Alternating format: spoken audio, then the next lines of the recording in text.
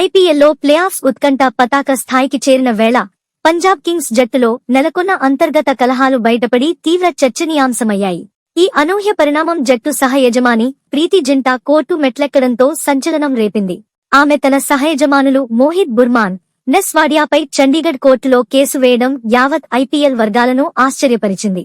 Punjab Kings యాజమాన్య సంస్థ అయిన KPH dream cricket private limited కంపెనీలో ప్రీతి జింటా, మోహిత్ బుర్మాన్, నెస్ వాడియా, కరణ్ పాల్ డైరెక్టర్లుగా ఉన్నారు.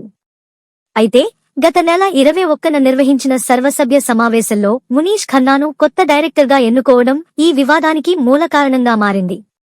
ఈ నియామకాన్ని తీవ్రంగా వ్యతిరేకిస్తూ ప్రీతి జింటా కోర్టును ఆశ్రయించారు. సర్వసభ్య సమావేశం చట్టబద్ధతను సవాల్ చేస్తూ కంపెనీ చట్టం 2013 ప్రకారం సరైన విధానాలు పాటించలేదని ఆమె పేర్కొన్నారు. మునీష్ ఖన్నా నియామకాన్ని తాను, మరో డైరెక్టర్ కరణ్ పాల్ వ్యతిరేకించినప్పటికీ నెస్ వాడియా మద్దతుతో మోహిత్ బుర్మాన్ సమావేశాన్ని కొనసాగించారని ప్రీతి ఆరోపించారు. అందువల్ల ఆ మీటింగ్ చెల్లదని తీర్పునివ్వాలని, మునీష్ ఖన్నా డైరెక్టర్గా బాధ్యతలు చేపట్టకుండా నిరోధించాలని కోర్టును అభ్యర్థించారు. అలాగే ఆ సమావేశంలో తీసుకున్న నిర్ణయాలను నిలిపివేయాలని, కేసు పరిష్కారమయ్యే వరకు తాను, కరణ్ పాల్ లేకుండా మునీష్ ఖన్నా ప్రమేయం లేకుండా కంపెనీ బోర్డు సర్వసభ్య సమావేశం నిర్వహించకుండా ఆదేశాలు జారీ చేయాలని ప్రీతి జింటా కోర్టును కోరారు.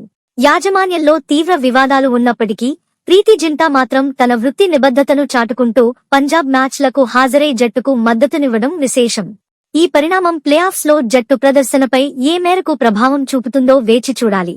ప్లేఆఫ్స్ కు చేరుకున్న పంజాబ్ కింగ్స్ జట్టు ఈ అంతర్గత ఒత్తిడిని తట్టుకుని విజయం సాధిస్తుందా అనేది ఇప్పుడు ప్రశ్నార్థకంగా మారింది.